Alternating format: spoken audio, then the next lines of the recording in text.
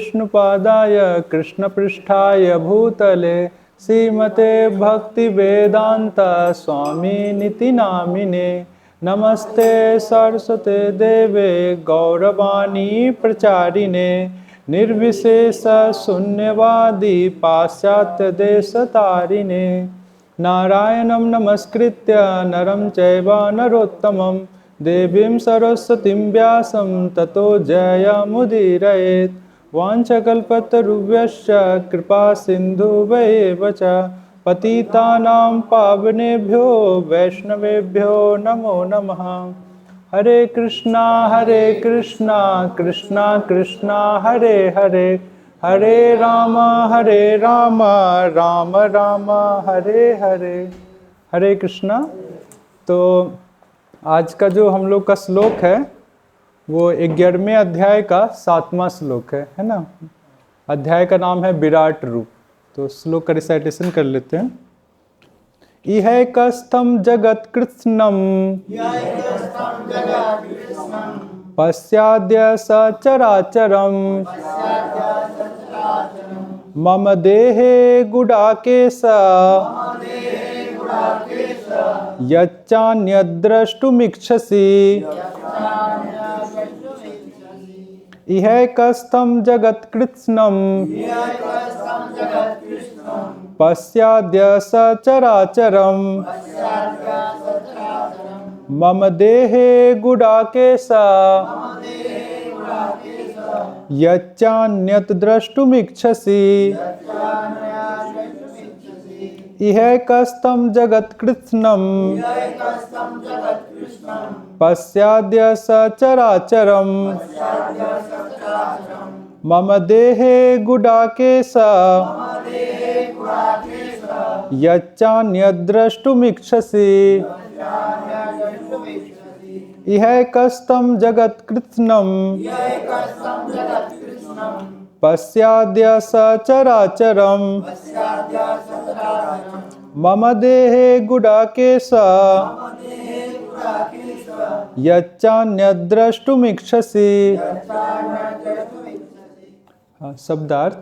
इहा इसमें एक स्थान में जगत ब्रह्मांड कृत्स्नम पूर्णतया पश्य देखो आद्य तुरंत सा सहित चर जंगम अचरम तथा अचर जड़ मम मेरे देहे शरीर में गुडाकेश हे अर्जुन यत जो च भी अन्यत अन्य और द्रष्टुम देखना इच्छसि चाहते हो। ट्रांसलेशन। हे अर्जुन तुम जो भी देखना चाहो उसे तत्क्षण मेरे इस शरीर में देखो। तुम इस समय तथा भविष्य में भी जो भी देखना चाहते हो उसको यह विश्व रूप दिखाने वाला है।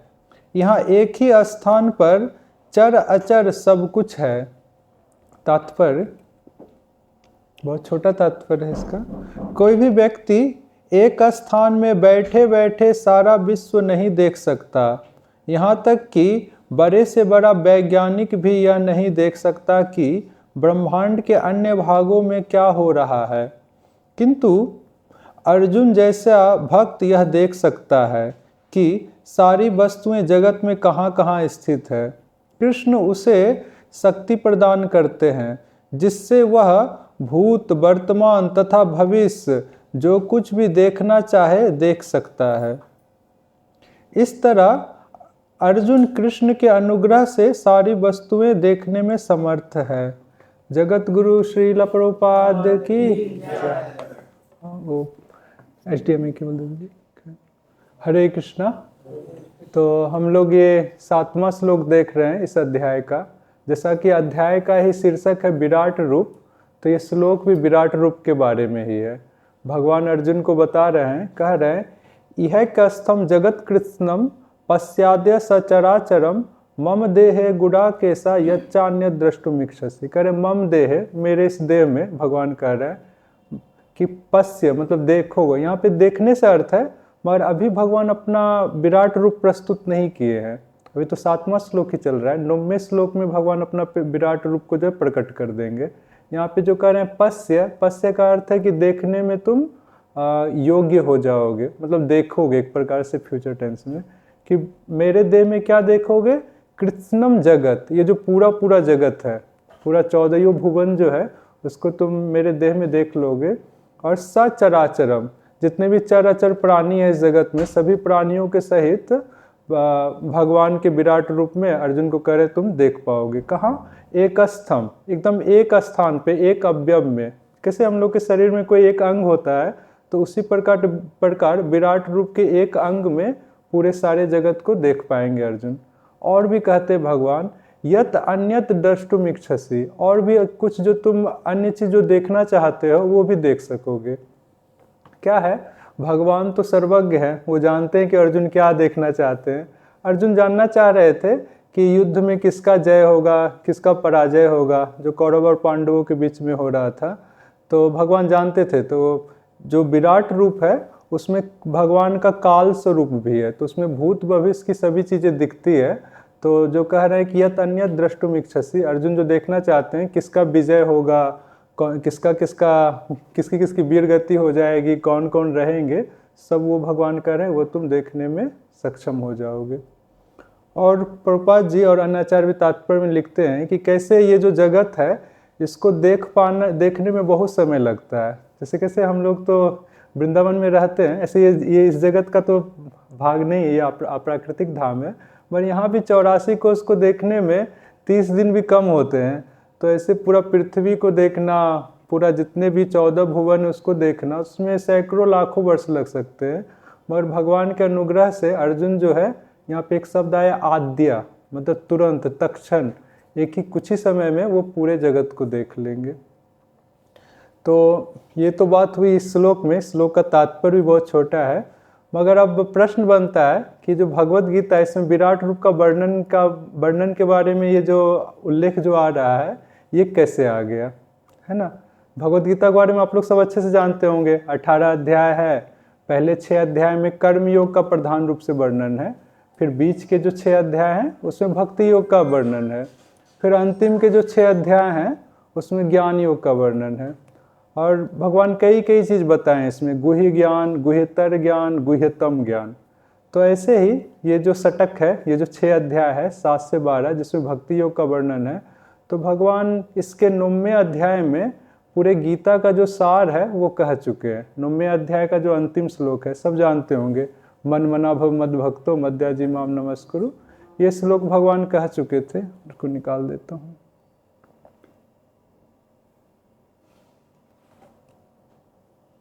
अरे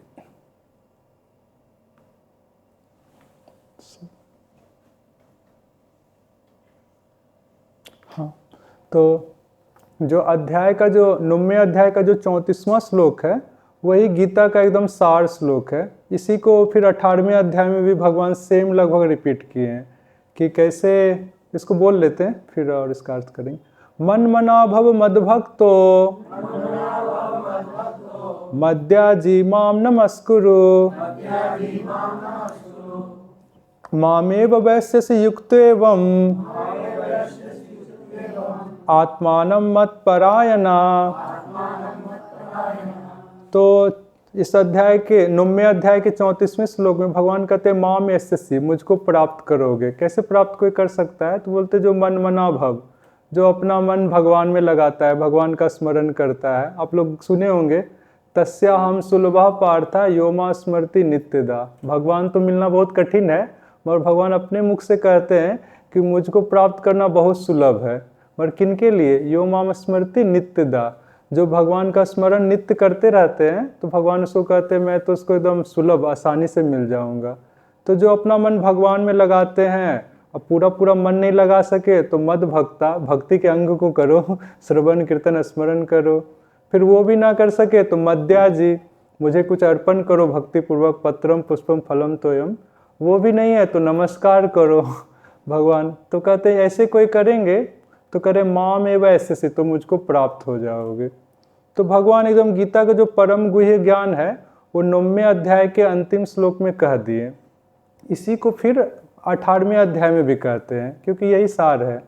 अब फिर जब 9वें अध्याय के बाद जब 10वां अध्याय प्रारंभ होता है तो 10वें अध्याय में भगवान अपना विभूति योग का वर्णन करते हैं, विभिन्न प्रकार के विभूतियों का वर्णन करते हैं कि कैसे एकदम भगवान कहते हैं आदित्यों में मैं भगवान विष्णु हूँ, और रुद्रों में भगवान शिव हूँ, नक्षत्रों में चंद्रमा हूँ, और अनेक फनों वाले नाग में अनंत हूँ। ऐसे से कह के बहुत सारे अपने विभूतियों का वर्णन कर देते हैं। तो अब प्रश्न होगा, जब गुह्य ज्ञान एकदम कह ही दिए तब क्यों विभूतियों का वर्णन कर रहे हैं?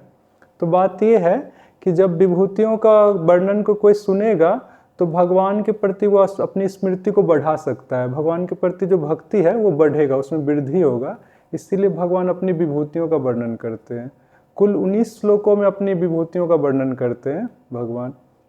ऐसे ही विभूति का वर्णन करते रहते हैं और फिर अब अर्जुन को कह देते हैं कि मेरा जो विभूति है उसका कोई अंत ही नहीं है। गीता के 700 श्लोक में भी भगवान अपनी विभूति बोलते जाएं, कहते जाएं, फिर भी पूरा नहीं होगा। पूरा महाभारत के जितना 1 लाख श्लोक हैं, 1 लाख श्लोकों में भी कह दे अपनी विभूति तो भी वो उसका अंत नहीं है। तो भगवान साफ कहते हैं कि मेरे विभूति का कोई अंत नहीं। श्लोक में ऐसे आता है, नान्तोस्मि मम दिव्यानाम विभूति नाम परम तपा ऐसा तुद्देशतः प्रोक्तो विभूतिर्विस्तरो मया। भगवान अर्जुन को कह रहे हैं, हे परम तपा। परम तप मतलब होता है जो शत्रु सेना को बहुत तपित करता है, बहुत उसको पीड़ा देता है, इसलिए कह रहे हैं परम तपा। ना अंतः अस्ति मम दिव्या नाम विभूति नाम, मेरे दिव्य विभूतियों का कोई अंत ही नहीं है। और कह रहे हैं कि जो मैंने अभी कहा मया विभूति विस्तारता प्रोक्ता, जो मैंने विस्तार से अपनी विभूति कहा, ऐसा तू उद्देश्यता। उद्देश्यता मतलब ये तो बहुत संक्षिप्त था, एक देशीय था, थोड़ा सा अल्प था। तो अब संपूर्ण विभूतियों के बारे में थोड़ा और कह देते हैं। आगे के श्लोक में कहते हैं कि इस जगत में जितने भी किसी भी वस्तु में जो भी ऐश्वर्य या जो भी क्या कहते हैं श्री शोभा या कुछ बल या प्रभाव आदि दिखता है, सब कहते सब मेरे ही तेज के अंश से तेज के अंश से ही उत्पन्न है। श्लोक में ऐसे है, यद यद विभूति मत सत्वम श्रीमदुर्जितमेव वा तत्तद्देवावगच्छत्वं मम तेजोंस संभवम। कहते हैं यद यद सत्वम, यद यद सत्वम मतलब जो जो भी वस्तु इस जगत में देखते हैं, सूर्य को देखते हैं, चंद्रमा को देखते हैं, या कोई बहुत विद्वान व्यक्ति हैं, बृहस्पति जी सब हैं, तो कहते हैं यद यद सत्वम, जो भी वस्तु को देखते हैं, अब विभूति मत्वम, उसमें जो भी विभूति है, ऐश्वर्य है, या श्रीमत, उसमें कोई शोभा है, सौंदर्य है, संपदा है, और ऊर्जित में बाबा कोई बल है या प्रभाव है, तो भगवान कह रहे हैं मम तेजो अंश संभवा अवगच्छा, मेरे ही तेज के अंश से वो चीज़ है, वो वस्तु में वो ऐश्वर्य और वो क्या कहते हैं शोभा आदि सब है। जैसे उदाहरण से समझ सकते हैं, जैसे सूर्य है, सूर्य बहुत प्रकाशवान है ना, उसके जैसा प्रकाश का स्रोत अन्य कोई चीज़ नहीं है, मगर सूर्य भी क्या है, भगवान के तेज के अंश से वो इतना प्रकाशवान हुआ है। जैसे चंद्रमा है, बहुत सुंदर है, बहुत लोग सौंदर्य का उपमा चंद्रमा से देते हैं, इसका मुख चंद्रमे जैसा है, मगर जो चंद्रमा में जो शीतलता सौंदर्य है वो भी भगवान के तेज के अंश से है। एक श्लोक भी प्रभुपाद जी उद्धृत किए हैं इसी अध्याय में, कहते हैं यस शक्ति लेशात् सूर्याद्या भवन्ति अति उग्र तेजसा तद अंशेन धृतं विश्वम सा कृष्णो दस्मिर्च्यते। कहते हैं ना, जो कृष्ण जो अर्चनीय हैं, जिनके बारे में 10वें अध्याय में कहा गया है, उनकी विभूति कहा गया है, कहते हैं उन्हीं के शक्ति लेशात्, उन्हीं की शक्ति के कुछ लेश से, कुछ अंश से सूर्य और अन्य भी जितने नक्षत्र आदि सब हैं वो अति उग्र तेजसा भवंती, बहुत तेज वाला, उग्र तेज वाला बनता है। और करें यत अंशेन, भगवान के शक्ति के अंश से विश्वम धृतम, वो इस जगत को धारण करते हैं। कैसे अभी हम लोग हैं, हम लोग का आधार क्या है? पृथ्वी है। मगर पृथ्वी का आधार क्या है? भगवान है उसके आधार, परमात्मा है जो उसको धारण किए हुए हैं। तो वही कह रहे हैं, वही अपने अंश से इस जगत को धारण किए हैं। और अपनी विभूति के बारे में एक श्लोक कहते हैं, और इसी से प्रश्न अर्जुन को इच्छा हो जाती है विराट रूप को देखने का। आप लोग तो ये सुने ही होंगे, आप लोग रोज आते हैं। तो फिर आगे विभूति के बारे में अर्जुन कहते हैं कि, अर्जुन नहीं, भगवान कहते हैं अर्जुन को कि मेरे विभिन्न प्रकार के विभूति को सुनने से क्या लाभ है, मैं एक ही अंश से इस जगत को धारण करता हूँ। तो ये कहते हैं अथवा बहुनैतेना किम ज्ञातेना तव अर्जुना विष्टाभ्याहमिदं कृत्स्नम् एकांशेन स्थितो जगत। करें हे अर्जुन, बहुना एतेन ज्ञातेना, बहुत बहुत ये जो विभूतियों के बारे, विभूति का वर्णन जो हुआ उसके जानने से किम, उससे क्या लाभ है। अब बताते हैं एक अंश से, मैं अपने एक अंश से, भगवान तो है ही स्वयं अवतारी है कृष्ण, तो अपने एक अंश से, एक परमात्मा स्वरूप से भगवान क्या करते हैं, इदम जगत, ये पूरे जगत को स्थित, इस जगत को पूरा व्याप्त किए हैं, और विष्टाभ्यम, और उसको धारण भी किए हैं। मतलब इस जगत के सभी वस्तुओं का आश्रय भी भगवान है और उसको व्याप्त भी किए हैं। वही कहा था जैसे पृथ्वी है, पृथ्वी को धारण कौन किए? भगवान ही पृथ्वी को धारण किए हैं। और जितने भी चराचर, जितने भी कोई भी वस्तु दिखती है हम लोग को, उसके पीछे भगवान है, तभी वो वस्तु इस जगत में सत्ता में है। और जब भगवान उसमें प्रवेश ना करें और उसके आश्रय ना हो, तो ऐसी वस्तु ही नहीं इस जगत में आ सकती सत्ता में। कैसे खे पुष्प कभी तो देखे नहीं है, आकाश का फूल कभी नहीं देखे हैं, या घोड़े का सिंह, ये सब टाइप की वस्तुएं हैं नहीं, मतलब खरगोश का सिंह, ये सब तो होती नहीं है, क्योंकि भगवान उसमें प्रवेश नहीं किए, भगवान उसके आश्रय नहीं है, तो इस प्रकार की वस्तुएं होती नहीं है जगत में। कहने का अर्थ है जब परमात्मा के रूप में किसी वस्तु के आश्रय रहते हैं, तभी वो वस्तु सत्ता में आती है, वो अपना कार्य करता है। सूर्य चंद्र आदि सब जो अपने नियम से चल रहे हैं, सबके पीछे भगवान है। तो अब देखिए यहाँ पे जो शब्द आया है कि एक अंशे न इदम कृष्णम विष्टाभ्यम, मैं अपने एक अंश से, मतलब एक परमात्मा स्वरूप से ये पूरे जगत को मैं धारण किया हुआ हूँ। तब अर्जुन को जो है यही अब इच्छा हो जाती है कि भगवान का ऐसा रूप देखना है जिसमें देख सके कि इस जगत की संपूर्ण वस्तुओं को भगवान धारण किए हुए हैं। तो यहीं से वो चाहते हैं पूछना कि आप अपना विराट रूप दिखाइए जिसमें मैं देख सकूं कि आप जगत को धारण किए हुए हैं। मगर वो कहने के पहले भगवान अर्जुन जो है पहले भगवान का अभिनंदन करते हुए उनसे प्रार्थना करते हैं 4 श्लोक में, और तीसरे श्लोक में कह देते हैं, देख सकते हैं, द्रष्टुम इच्छामि ते रूपम ऐश्वरम पुरुषोत्तमम। तीसरे श्लोक में कहेंगे कि आपका विराट रूप देखना चाहता हूँ, मगर पहले थोड़ा सा भगवान का अभिनंदन करेंगे, उससे प्रार्थना करेंगे। अभी तक कितने देर से प्रवचन कर चुके हैं भगवान, पहले क्या कहते हैं दूसरे अध्याय से प्रारंभ किए, अभी 11वें अध्याय प्रारंभ, 10वां अध्याय समाप्त हो गया। तो अब कहते हैं अर्जुन भगवान को, मदनुग्रहाय परमम गुह्यम अध्यात्म संगीतम यत्त्वयोक्तं वचस्तेना मोहोऽयं विगतो मम। अर्जुन कह रहे हैं कि मम मोहा, मुझे जो मोह हो गया था, शुरू में हो गया था ना अर्जुन को मोह, कैसे जब युद्ध प्रारंभ हो रहा था कौरव और पांडवों के बीच में, तो अर्जुन क्या कहते हैं भगवान को, मेरा रथ को जो है दोनों सेनाओं के बीच में ले चलिए ताकि मैं देख सकूं कि कौन कौन युद्ध करने आए हैं। तो भगवान भी ऐसा ही करते हैं, उनके रथ को ले जाते हैं। मगर जैसे ही देखते हैं कौरव पक्ष में भीष्म पितामह हैं, द्रोणाचार्य हैं, तब अर्जुन को मोह हो जाता है कि अरे जब युद्ध होगा तो सब अपने स्वजन ही है, दोनों पक्ष में अपने स्वजनों का ही वध होगा, कहते ये युद्ध मुझे करना नहीं चाहिए।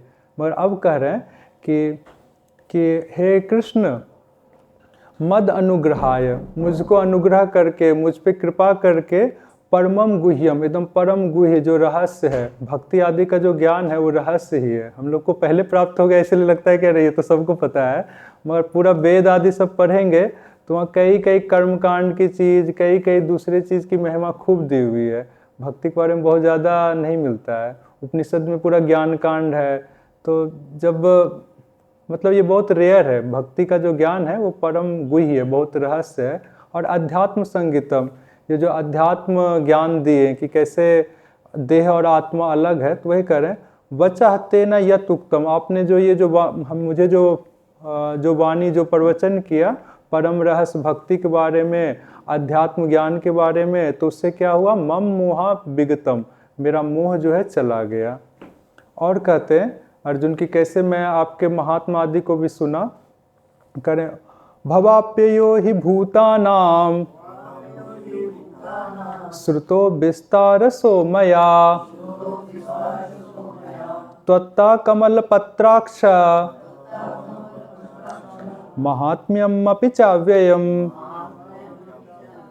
और भगवान को कह रहे हैं अर्जुन कि भूतानाम भव अप्ययो, जो भूतानाम मतलब जितने भी प्राणी हैं, जितने भी जीव हैं, उसका भव, भव मतलब होता है उद्भव, उत्पत्ति, और अप्ययो मतलब संहार। ये सब किससे है, भवता आपसे ही होता है। जगत में जितने भी जीव के उत्पत्ति और संहार आपसे ही होता है।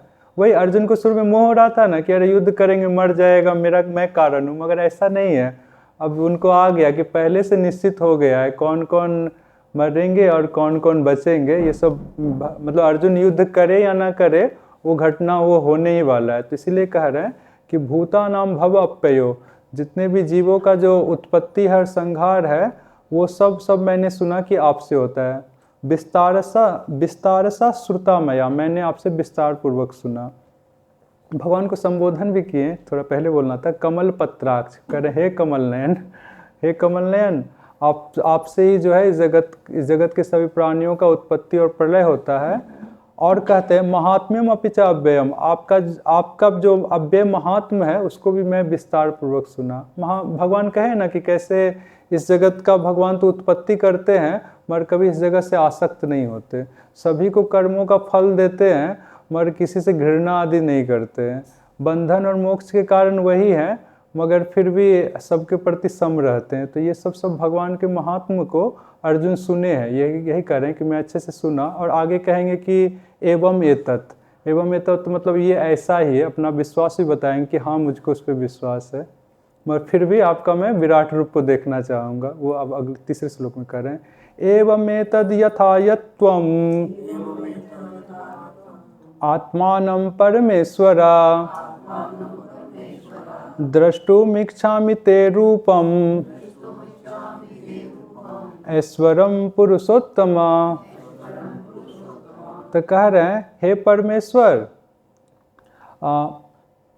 तुम आत्मानम मतलब आपने अपने बारे में यथा आथ, जो आपने कहा, एवं एतत् वो ऐसा ही है। मतलब एकदम अपना विश्वास प्रकट कर रहे हैं कि हाँ एकदम आपने जो कहा उस पर मुझे विश्वास है। मगर फिर भी द्रष्टुम इच्छामि ते रूपम, मैं फिर भी जो है आपका ऐश्वरम रूपम, जो ऐश्वरम रूपम मतलब विराट रूप को द्रष्टुम इच्छामि, देखना चाहता हूँ हे पुरुषोत्तम।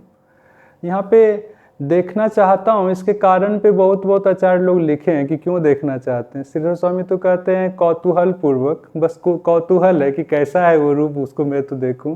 प्रभुपाद जी थोड़ा एक विशेष लिखते हैं कि अर्जुन को तो विश्वास है भगवान पे और भगवान का विराट रूप को उतना वो पसंद नहीं करते, मगर अन्य लोगों को विश्वास हो जाए कि भगवान ही क्या कहते हैं पूर्ण पुरुषोत्तम भगवान है, इसीलिए अन्य लोगों के लिए कह रहे हैं कि मैं आपके विराट रूप को देखना चाहता हूँ। प्रभुपाद जी ये भी लिख देते हैं कि अगर जहाँ कोई बोले मैं भगवान हूँ तो उसको अपना विराट रूप दिखाना चाहिए, तभी मानेंगे। और फिर अब अगले श्लोक में क्या कहते हैं अर्जुन कह रहे हैं कि यदि आप मानते हैं कि मैं देखने में सक्षम हूँ तो कृपया करके अपने रूप को दिखाइए। कहते हैं मन्यसे यदि तत्शक्यम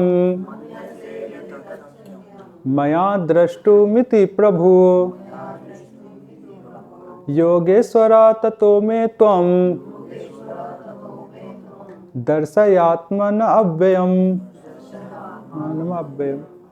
फिर कह रहे हैं कि हे प्रभु, मन से यदि तत्शक्यम, मैं आपके रूप को देखने में अगर समर्थ हूँ तो मया द्रष्टुमिति, मुझको दिखाइए। फिर कह रहे हैं हे योगेश्वरम ततः में तुम दर्शे आत्मान अव्ययम, अपना जो आपका जो अव्यय रूप है, जो विराट रूप है, उसको दिखाइए। यहाँ पे एक शब्द आ रहा है योगेश्वर। योग मतलब होता है साधना, साधना को योग कहते हैं, और उसके ईश्वर हैं भगवान। तो कहने का अर्थ है जहाँ देखने में मैं सक्षम भी नहीं हूँ, तो आप अपने अनुग्रह से मुझको देखने में सक्षम बना दीजिए, ये कह रहे हैं। और फिर भगवान भी अब कहने लगे ठीक है पश्य, देख लो। तो अभी तो नहीं दिखाएंगे, 5वें से नहीं है, 9वें श्लोक में भगवान जो है अपना रूप को प्रकट कर देते हैं। तो अभी जो शब्द आएगा नहीं, आप पश्य, पश्य मतलब देखो देखो, इसका अर्थ होता है। तो इसका अर्थ क्या है कि देखने में तुम योग्य होगे, या तुम ये देखोगे, फ्यूचर टेंस में, इस प्रकार से इसका अर्थ है। तो भगवान कहते हैं पश्य में पार्थ रूपानी शतशोथ सहस्त्रसा नाना विधानि दिव्यानि नाना वर्णाकृतिनि च।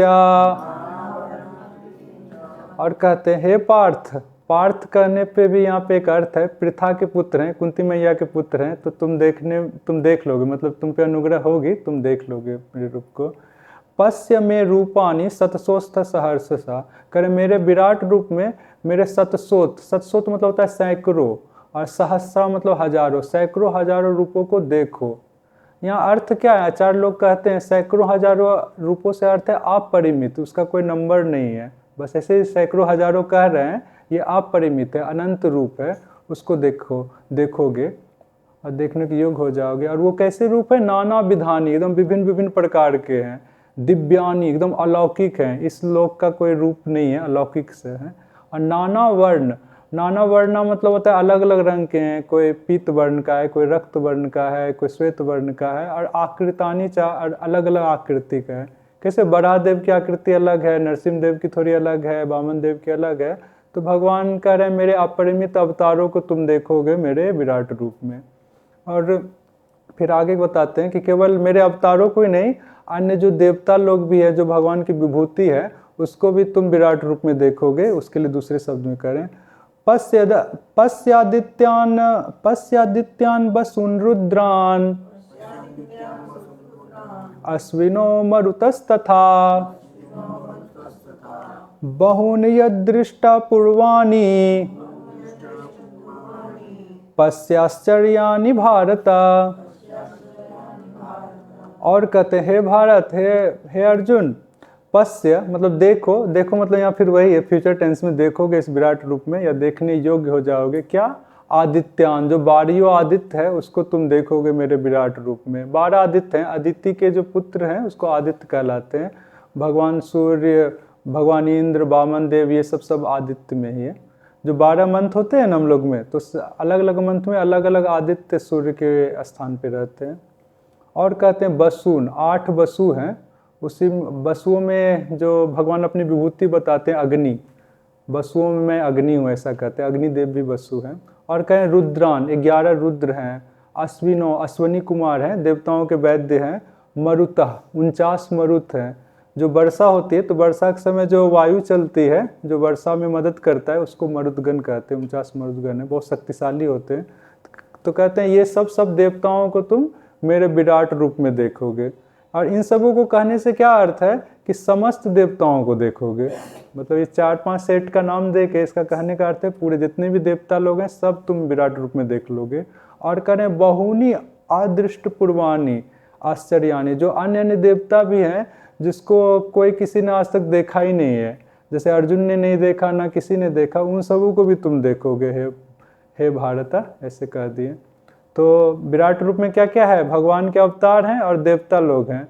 और जो हम लोग का श्लोक है उसमें पता चलेगा कि कैसे ये जो संपूर्ण चराचर है वो भी विराट रूप में है, और साथ साथ काल तत्व भी है, जिससे भूत भविष्य वर्तमान की भी चीज़ें, जगत की जो स्थितियां होगी वो सब जो है विराट रूप में।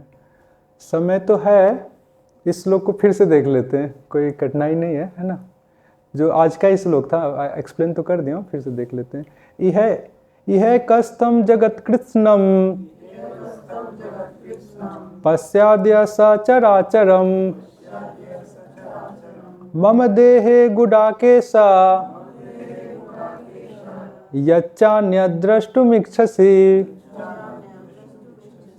तो विराट रूप में अभी तक देखें भगवान बोले मेरे सारे अवतार रहेंगे, सारे देवता लोग रहेंगे, और अब भगवान यहाँ पे कह रहे हैं कि कृत्स्नम जगत, पूरा संपूर्ण जगत रहेगा, सचराचरम, जितने भी प्राणी हैं इस जगत में, चलने वाले और अचर जो नहीं चलने वाले, जैसे पेड़ पौधे हैं, पर्वत आदि हैं, सब पूरे जगत एकदम सभी प्राणियों के साथ एक स्तंभ इस विराट पुरुष के अवयव में है, उसको देखोगे। और भी कह रहे हैं यच्चा अन्य द्रष्टुम इच्छसि, और भी जो तुम देखना चाहते हो, भविष्य की चीज़ें भी जो देखना चाहते हो कि इस क्या कहते हैं महाभारत युद्ध में किसका जय होगा पराजय होगा, वो सब तुम इस विराट रूप में देख लोगे। तो मतलब भगवान के अवतार हैं, सभी देवता लोग हैं, संपूर्ण जगत है सभी प्राणियों के साथ, और जगत की आने वाली भी जो अवस्थाएं हैं या जो हो गई है भूत भविष्य में, वो सब विराट पुरुष में है। तो इसी के साथ ये आज का क्लास तो हो गया। किसी को कोई प्रश्न है तो पूछ सकते हैं। प्रश्न है? हाँ कुछ बताया कि देवी देवता 12 आदित्य, हाँ कई लोग बोलते 33 करोड़ देवता, कई लोग बोलते 33 कोटि। हाँ वो सब हैं, देवता लोग भी बहुत ज़्यादा हैं। रियल आंसर क्या है? रियल आंसर तो अब अलग अलग होता है। जैसे थोड़ा सा आप 8वां स्कंद पढ़ेंगे भागवतम का, तो हर एक मनमंत्र में थोड़ा अलग सिस्टम रहता है। मतलब हम लोग को थोड़ा अल्प ही ज्ञान है इसके बारे में, मगर वहाँ पे जैसे जैसे वर्णन आया है तो उससे लगता है कि जैसे अभी है देवताओं का 12 आदित्य हैं, 11 रुद्र हैं, इस प्रकार हमेशा नहीं रहता है। दूसरे समय कोई दूसरे देवता लोग भी रहते हैं। 8वां स्कंद में थोड़ा देखेंगे तो थोड़ा सा आपको लगेगा कि बहुत वेराइटीज है, मतलब विभिन्न विभिन्न प्रकार से चीज़ें दी हुई है। हरी हरी। और किन्हीं को कोई प्रश्न है? जैसे तुम जानता हूँ सामान्यतः प्रश्न नहीं होता है वह मुझे पता था कि समय तो बचेगा ही, तो कुछ प्रश्न मैं ही पूछ देता हूँ भगवान के विभूति के बारे में, क्योंकि मैं जान रहा था कि समय काफ़ी बच जाएगा। ऐसे किसी को और प्रश्न हो तो पूछ सकते हैं। 6 से 12 भक्ति हो गए, तो उसमें ये वाला अध्याय विराट रूप। हाँ विराट रूप ये 11वें अध्याय में है। भक्ति योग में क्यों आता है? हाँ ये सब भक्ति योग में ही आ जाता है, क्योंकि इन सब चीज़ों को जानेंगे तो प्रभुपाद जी बार-बार लिख रहे हैं कि भक्त नहीं चाहते हैं। अच्छा हाँ, मगर देखिए क्या है ना, वो शुद्ध भक्तों के रेफरेंस में लिखा हुआ है। जो प्रवेश करना चाहते हैं भक्ति में तो उसके लिए तो थोड़ा विराट रूप ही है ना। किसी को कोई पहले थोड़ा एक्सेप्ट कर लेता है कि कृष्ण ही सुप्रीम पर्सनालिटी ऑफ गॉड। जब आप प्रचार करने निकलेंगे तब तो पता चलेगा आपको कितने कितने आंसर आते हैं। तो भगवान एकदम सर्वोच्च हैं, एकदम अवतारी हैं। ये सब विराट रूप जैसे ही कोई पढ़ेगा तो समझ जाएगा कि वो हाँ भगवान कृष्ण ही सर्वोच्च भगवान है, सबके अवतारी यही है। तो अलग अलग लेवल में चीज़ें बात कही गई है। अब जैसे कोई भगवान वृंदावन का रसिक भक्त है तो वो तो बस कृष्ण को देखता है कि अरे कृष्ण है रासलीला में है, या यशोदा माया उसको बांध दिए हैं, या और भी गोपों के साथ क्या कहते हैं खेल रहे हैं, तो ये सब रूपों का ये ध्यान करते हैं। अन्य जो रूप है कि एकदम क्या कहते हैं कोई राक्षस का वध कर रहे हैं, इस सब पे वो ध्यान भी नहीं देते। तो अलग अलग स्तर के भक्तों का थोड़ा अलग अलग वो हो जाता है। तो इसीलिए विराट रूप नए लोगों के लिए एक प्रकार से ठीक है, मगर जो एकदम शुद्ध भक्ति में पूरा पूरा प्रवेश कर गए हैं, ब्रज आदि सब के जो भक्ति है उसमें प्रवेश कर गए तो वो उतना ध्यान नहीं देते इसमें।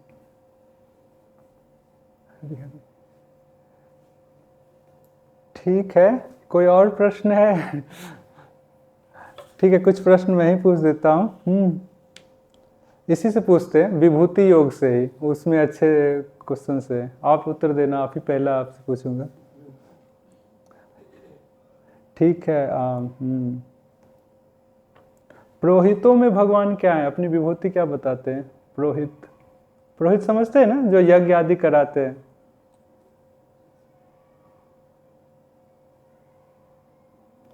ऑप्शन दे देता हूँ आजकल मल्टीपल चॉइस क्वेश्चन का वो है। शुक्राचार्य, बृहस्पति जी, नारद मुनि और कोई एक ऋषि, अंगिरा ऋषि। तो कौन से ऋषि हैं जिसको भगवान अपनी विभूति कहते हैं पुरोहितों में? हाँ सही सही बताया, बृहस्पति जी कहते हैं। ठीक है, और नदियों में भगवान किस नदी को अपनी विभूति कहते हैं? गंगा, हाँ ये तो सही है, हाँ सही। और गायों में अपनी विभूति सुरभि, हाँ सही। और अक्षरों में क्या कहते हैं हम लोग? तो अब सुने ओ आ ई, तो अक्षरों में क्या है भगवान? हाँ ओमकार, सही। अच्छा। और यज्ञ में बहुत प्रकार के यज्ञ होते हैं ना, दान यज्ञ, ज्ञान यज्ञ, तो भगवान बोलते हैं मैं यज्ञों में कौन सा यज्ञ हूँ? हाँ हाँ, जप यज्ञ, सही है। जप है, जो हरे कृष्ण महामंत्र हम सब संकीर्तन करते हैं, जप यज्ञ तो है। प्रभु जी तो सारा आंसर दे देते हैं, अगली बार आप नहीं बोलेंगे, दूसरे को चांस फिर उसके बाद आएंगे। फिर एरा, सॉरी मैं तो आंसर ही बोल दिया। ठीक है। वृक्षों में भगवान अपनी विभूति क्या बताते हैं? अश्वत्थ, हाँ सही। पीपल का जो वृक्ष है उसको अश्वत्थ कहते हैं, उसी को। और समस्त विद्याओं में बहुत प्रकार की विद्याएं सुनी होंगे, धनुर्विद्याएं, आयुर्वेद का विद्या है, और भी जड़ विद्या पढ़ते हैं कुछ कुछ, तो भगवान कहते हैं विद्या में क्या हूँ मैं? राज विद्या तो ठीक लग जाएगा, मगर एग्जैक्ट और कुछ है। हाँ अध्यात्म विद्या, सही। उसी में अध्यात्म विद्या में राज विद्या आता है, मगर अध्यात्म विद्या बोले। और घोड़ों में, हाँ उच्चश्रवा, सही। और देवताओं में भगवान की क्या विभूति है? हाँ इंद्र, भगवान इंद्र हैं। और नक्षत्रों में बहुत सारे नक्षत्र देखते हैं ना, कौन है? सर नहीं सुना। तारा, अरे नक्षत्र कोई तारा कहते हैं, तो सभी नक्षत्रों में क्या है? हाँ सही, शशि, शशि मतलब चंद्रमा कहते हैं। और हाँ इस बार आप नहीं बोलेगा और वो माता जी भी नहीं बोलेंगे, वही सब आंसर कर देते हैं। वेदों में क्या है? 4 वेद होते हैं ना, तो वेदों में भगवान किसको अपना विभूति बताते हैं? ऋग्वेद, पता नहीं, और दूसरे को आंसर बताइए। हाँ सामवेद, सही, सामवेद। और तो पितरों में, पितृ एक देवता की कोटि है, तो पितरों में किसको भगवान अपनी विभूति कहते हैं? हाँ प्रभु जी तो बताए थे, आर्य माँ।